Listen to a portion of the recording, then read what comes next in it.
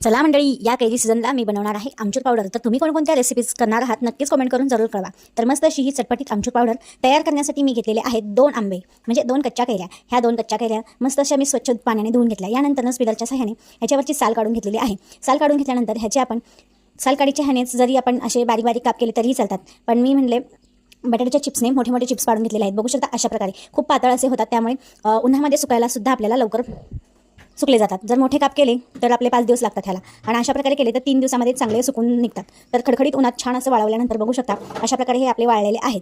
यानंतर आपण मिक्सरच्या जारमध्ये हे सर्व आपण वाटून घेणार आहोत. तर मस्त अशी ही आपली आमचूर पावडर रेडी होते. तर पूर्ण आपण हे भांडं पलटी केलेलं आहे आणि झाकणाला लागलेले सुद्धा आमचूर पावडर आपण ब्रशच्या सहाय्याने काढून घ्यायची. यानंतर ही पूर्णाच्या चाळणीने चाळून घेऊन आपण मस्त एअर टाईट कंटेनरमध्ये ठेवून द्यायची. वर्षभरासाठी सुद्धा टिकून राहते. तुम्ही भरपूर कैऱ्यांची सुद्धा करू शकता आणि वर्षभर साठवून चटपटी मस्त अशी पदार्थ करून खाऊ शकता आमचूर पावडरचे. याचबरोबर आमचूर पावडरचे खूप खूप उपयोग आहेत. तर तुम्हाला कोणकोणते उपयोग